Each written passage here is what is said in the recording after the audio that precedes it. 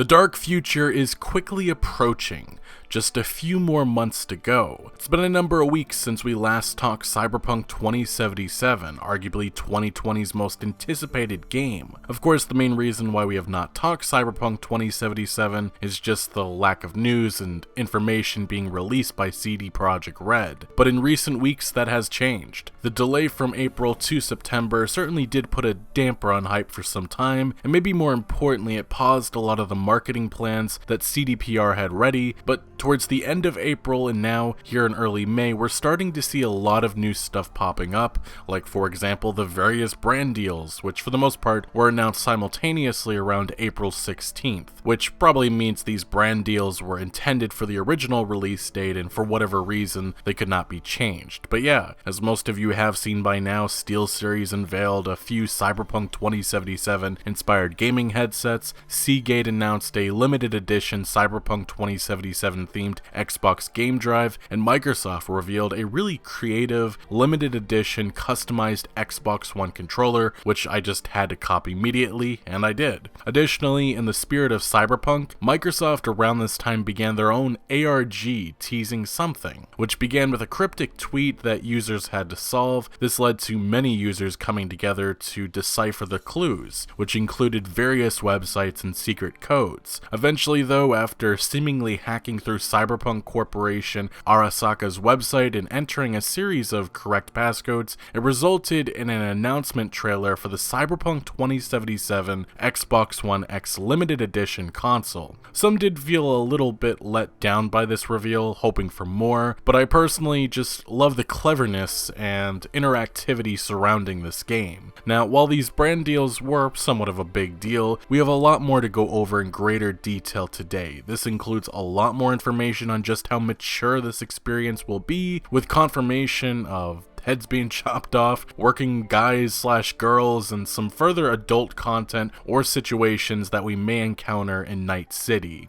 On top of that, we also have new gameplay, open world story and quest information, detailed lore coming directly from CDPR, developer interviews, upcoming confirmed and possible reveals, post-launch DLC plans, the status of the game, and a lot more. Like I said, a loaded video, but content like this will become more common on this channel moving forward. That's a question some of you have been asking me, and like Red Dead Redemption 2, my coverage of that game, I'll be covering everything as the marketing campaign is just now heating up and will not be slowing down again, as it's full steam ahead to the September release. But as usual, if you do go on to enjoy this content and want to show your support for Cyberpunk 2077 videos like this, please consider hitting that like button, subscribing for more, and turning notifications on so you do not miss out on any new videos. Also, as I recently announced, I'm on Patreon now. If you want to help out the channel further with financial support and gain some benefits like deciding certain upcoming content, become a patron today. Nonetheless, the Cyberpunk 2077 hype levels are indeed rising, and with the current state of the world, I think I speak for many when saying that I just need a new game right now to get lost in and immersed for who knows how many hours. Cyberpunk 2077 very likely will represent just that. Now, I want to turn back to just over a month ago, because something very interesting went under the radar, and that was an interview featuring CD Projekt Red's senior quest designer Philip Weber and senior level designer Miles Tost, coming via German gaming outlet GameStar. This interview went under the radar because it was actually paywalled, and that's just how GameStar works, but fortunately, Night City Life, another Cyberpunk 2077 news source, translated and listed off some of the most notable remarks. This interview actually discussed CDPR's transition to working from home and the impact of the global situation on Cyberpunk 2077's development. This has actually been a very big concern lingering for a while now, as many have wondered if another delay could happen, considering all of the other delays hitting this AAA gaming industry due to the disruptions to physical production and the overall economic uncertainty facing this entire world right now. But fortunately, it seems it truly is smooth sailing ahead for CD Projekt Red, who are currently focused on polishing this experience. As translated by Night City Life, the CDPR devs mentioned the way they work on the game/assets has not changed that much. They use a VPN to connect to the main data server and can download the stuff they want. If parts of the world get changed, some members of the team will check in to that content/material and others will notice that. They have an internal chat system set up to stay in touch. They have regular online meetings and have something like a Pinterest account set up where the CDPR team will show the progress of the game, whether that be new artwork, new features, and they show this sometimes even as a GIF to the rest of the team. Nearly every hour, the system directly transforms the development version into the playable version of the game. Although, while it definitely sounds like CDPR's staff have had a somewhat smooth transition, there have been some unique challenges, like a new quest designer having to self-isolate just after her arrival in Poland before she even was able to start work. As mentioned before, the focus is on polishing the game right now, and making sure all of the systems in place work properly. One example given of a problem solved by developer Miles Tost was when he wanted to allow players to have a Batman feeling in a certain area of the game. He wanted the player to feel sneaky, powerful, and undetected by enemies. Usually the enemies would have seen or heard the player in that moment, so he had to change the mechanics to fit that specific situation. First, the CDPR dev wanted the enemies to only detect the player when they got shot. The problem is that the game cannot differentiate whether the enemy was hit by a shot or just the surroundings next to them. Thus, it would have been illogical that enemies won't notice you when you, for example, shoot the door next to them, so Miles Tost had to find a workaround that he won't reveal at the moment. Senior quest designer Philip Weber assumed it would have been something to do with materials and their opacity, or how easy NPCs can see/hear through them. The last thing I will cite from this interview is that many people have been demanding CDPR just release the game now, something that I have done. Miles Tost offered a response explaining they did not delay the game for fun, they need the extra development to ensure the game is as good as it can be, and he finished off by asking, do you want an 8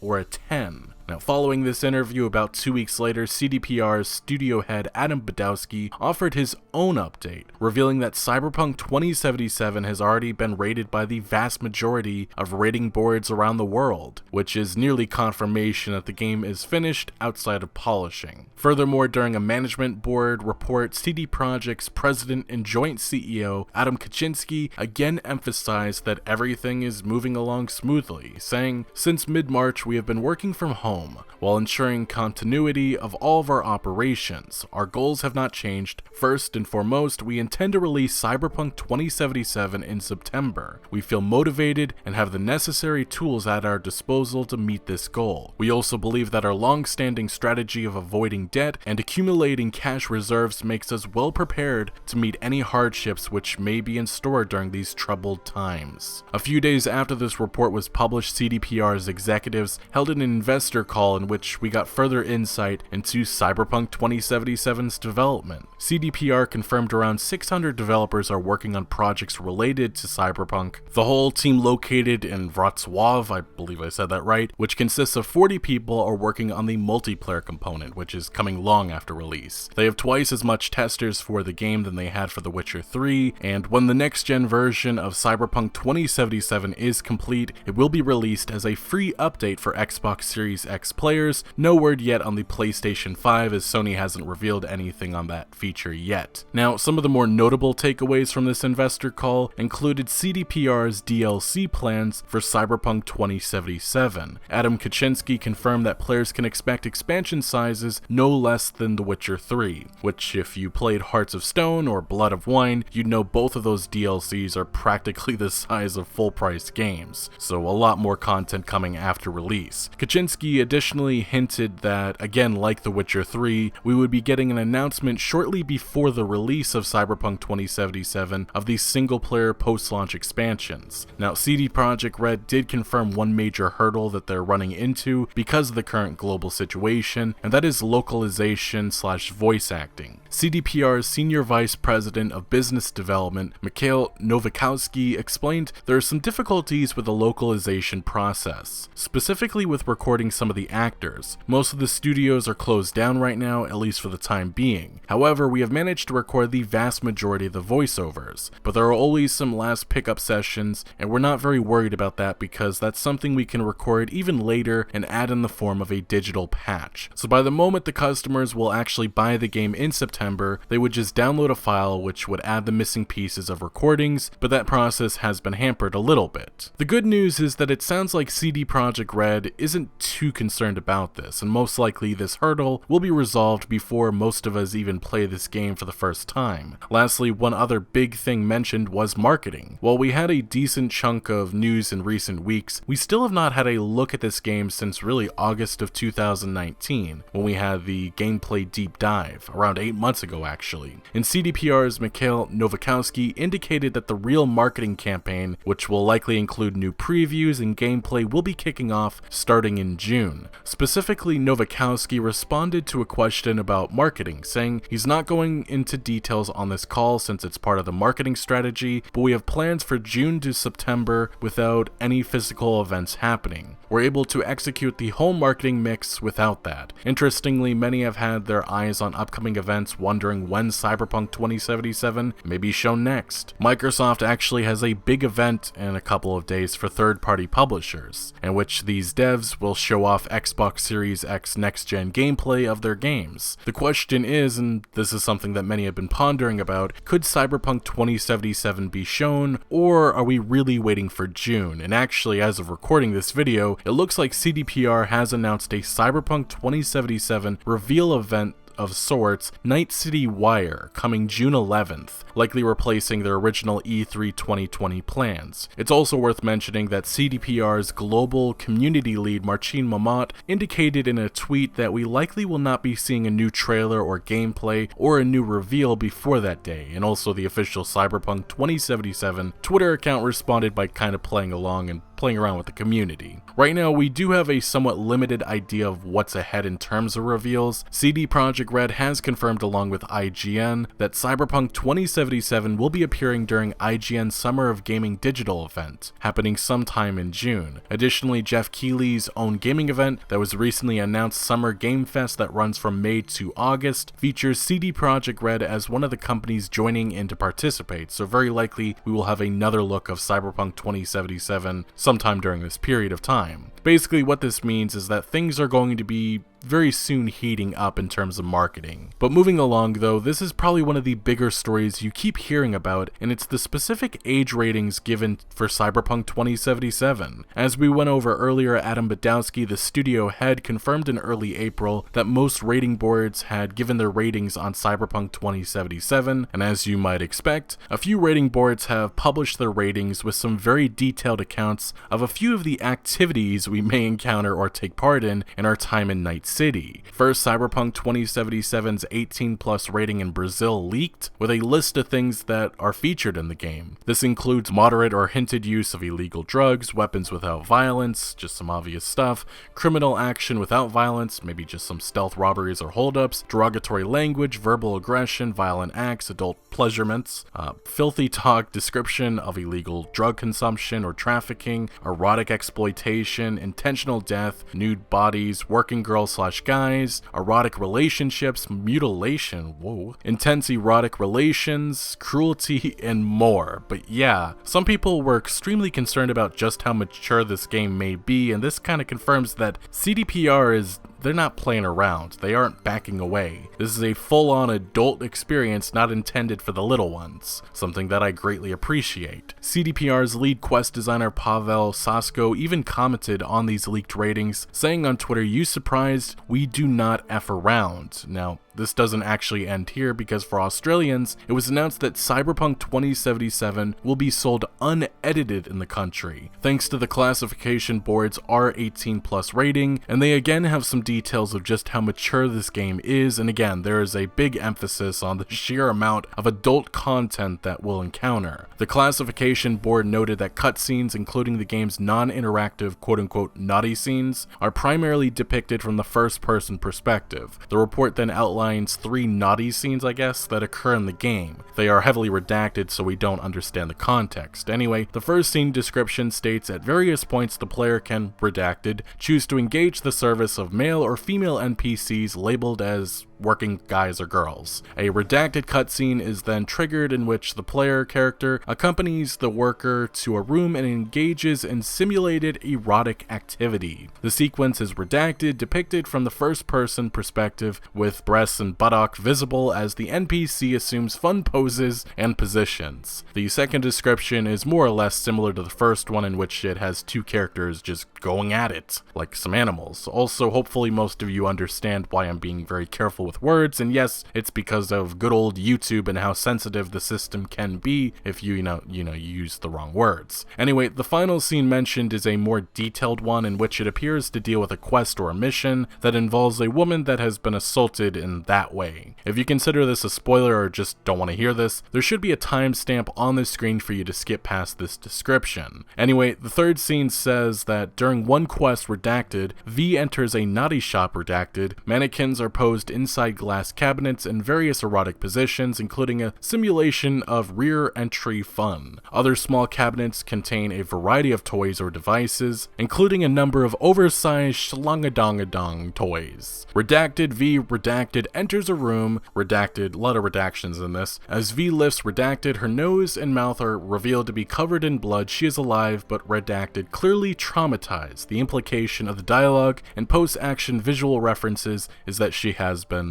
assaulted. Which, yeah, Cyberpunk 2077 is certainly not messing around at all. Dealing with some very serious subjects and themes, which in all honesty, I can't really think of many games that go too far. Many avoiding difficult subjects like that. But I mean, this is the dark future, and I'm glad CDPR is creating an authentic experience that is mature and grounded in reality. Although I think we can all expect them to be very careful with handling that uncomfortable scene and other scenes like that, whatever the context. Now, besides the tons of adult romance and naughty activities that we'll encounter in Cyberpunk 2077, this report also mentioned that players can choose to inflict post-mortem damage on NPC corpses. Arms, legs, and heads of corpses can be detached with gunfire, with some stylized injuries and details of entrails and bone visible in some cases. So, if it wasn't clear already, Cyberpunk 2077 will be quite gory. There will be blood. Based on this side-by-side comparison of Australia's rating of The Witcher 3 versus Cyberpunk 2077, it looks like the only difference is the fact that there is high-impact themes in Cyberpunk 2077, earning the R18+ rating. CD Projekt Red actually responded to the rating via GameSpot, in which a developer noted the rating as an important milestone, as they fortunately did not have to alter the game at all in Australia. CD Projekt Red's John Mamaeus previously had told GameSpot that he was expecting this rating. I was concerned about censorship because I know Australia has issue with drugs, and the other thing is more mature violence. Those are the two things that can kill your product in Australia, but I have been looking into it over the last couple of days. It seems like we're safe. You do not get rewarded for using drugs as far as I know in the game. The player doesn't do any kind of that type of violence at all, where it's really tasteless. We would not do anything like that. Also, as of recording, Peggy has rated the game 18, and the ESRB has given the game a rating of M for mature. No real surprises, but the ESRB also included a description which highlights much of what's mentioned before in these other rating descriptions. But interestingly, the ESRB rating notes that some locations depict mutilated corpses with open chest cavities and/or exposed organs/entrails. During one quest, players assist a character by hammering nails through his hands and feet. Screaming sounds and blood effects accompany the scene. The game contains nudity and adult material. Players can select a gender and customize their character. Customization can include depictions of the entire body, including private parts. That was actually something that some people thought may have been censored, but it looks like that's not the case. As well as various sizes and combinations of private parts.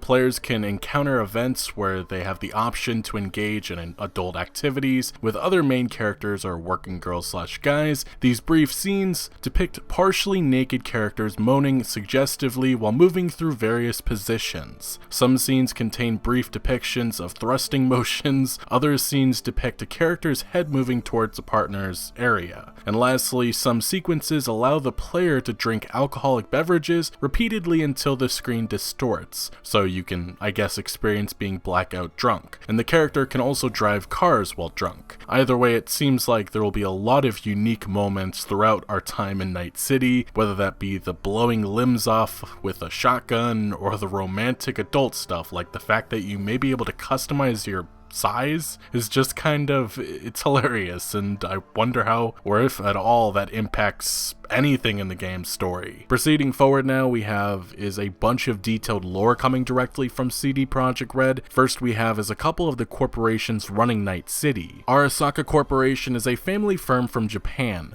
They're known for providing corporate security, banking, and legal services. One of the most influential mega corporations in 2077, their weapons and vehicles are among the most sought after by police and security forces. Next up is the Kang Tao, which is a young Chinese company specializing in smart gun technology and security services. It's making its way to the top of the weapon industry at a tremendous pace thanks to bold choices, courageous strategy, and government backing. And finally, we have Militech. Everyone in Night City knows that Militech equals one of the largest manufacturers of weapons and military vehicles in the world. They've worked closely with the American military and police agencies for years, providing high-grade weaponry and training. Thus far, these are the only corporations detailed via Twitter, but moving along, we next have is the gangs that rule different parts of Night City. Formed in 2076 after the death of Elizabeth Lizzie Borden, a strip club owner and ex-working girl who treated her workers fairly and defended them from violent clients, the Mocs refer to themselves as those who protect working girls and guys from violence and abuse. Founded by veterans of the Fourth Corporate War tired of the helplessness of the NCPD, 6th Street was meant to serve and protect the community of Vista del Rey. Today, their interpretation of the law and bringing justice to the city is questionable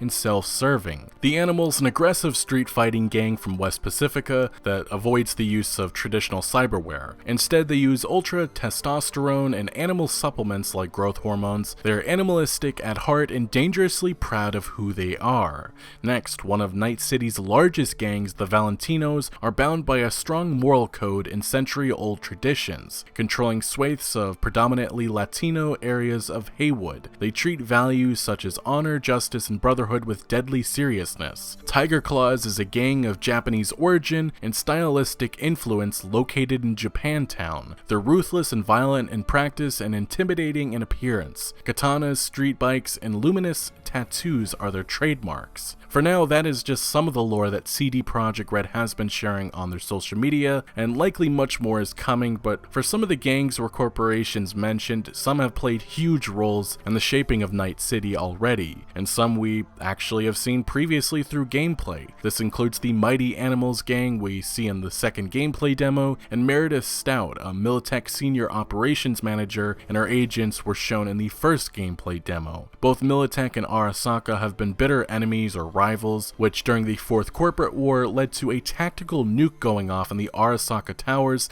by a Militech team. The Valentinos are also not new, as they appeared in the pen and paper RPG, although they have definitely evolved, as their original purpose was pretty much dedicated to seducing the most attractive woman in Night City. CD Projekt Red recently shared some artwork of the gang in 2077, in which the gang is now mostly Latino, and you can actually spot Jackie, who is a former member in this artwork. Another returning gang from Cyberpunk 2020 is the Tiger Claws. They've been renamed a little bit, who have somewhat changed. In 2077, the gang now relies on cyberware and is fixated on motorcycles for transportation. In the future, CD Projekt Red will very likely give a spotlight to the other confirmed gangs, including the Maelstrom and the Voodoo Boys, which we have seen before in gameplay. Some of the other rumored and teased gangs include the Steel Dragons, who in 2020 were a motorized gang which had one purpose, and that was to take down the Arasaka Corporation. And in 2077, the Steel Dragons are rumored to be feuding with the Tiger Claws, who were rumored to be backed financially by Arasaka in 2020, although maybe that has changed or maybe not. Other teased gangs include the Race, which we don't know anything about yet, and the Lizzies, who are obsessed with singer Lizzie Wizzy, who is portrayed by Grimes, and are very hostile towards anyone who disrespects Lizzie or themselves. Still though, by far one of the more anticipated gangs, the Killer Clown Gang, the Bozos, have actually not been shown or teased yet for Cyberpunk 2077. Importantly though, CDPR has reminded users that you cannot join gangs, you can only work with them or not. Again, as many fans have pointed out, this is a story-first game, not a sandbox like, say, Fallout 4. Finally though, to our last few pieces of news, we have next one Reddit user who took it upon themselves to show just how much choice we have. They looked at the last gameplay demo, the deep dive, and decided to put the choices in a multi-branching chart, which just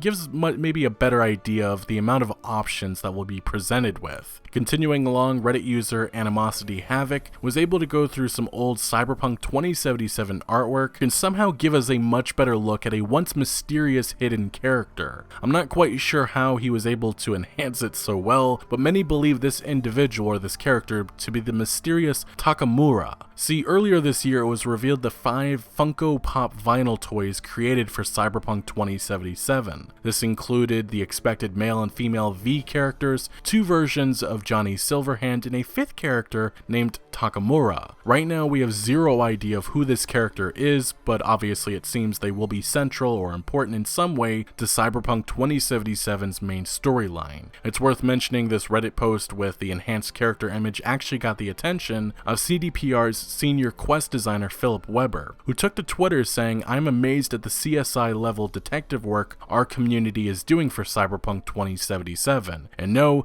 further comments or answers for this character, don't even try. I'm just appreciating the effort." Now, one of the game's composers, Paul Leonard Morgan, teased a track for the game which gives an idea for some of the music that we'll be hearing in Night City.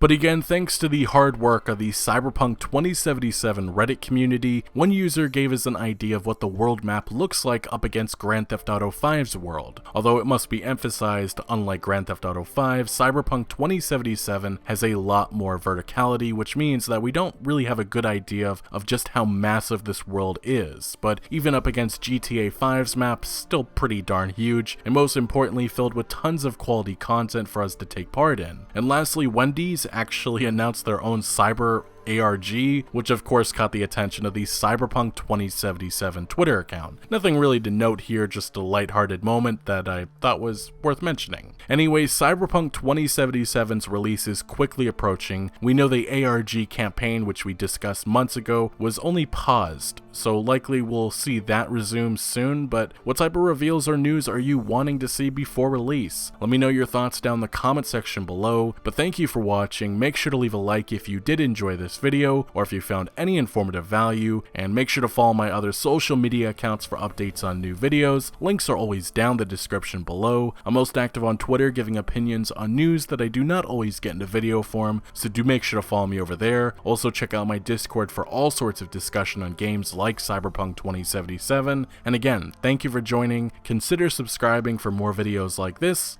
and I'll see you later.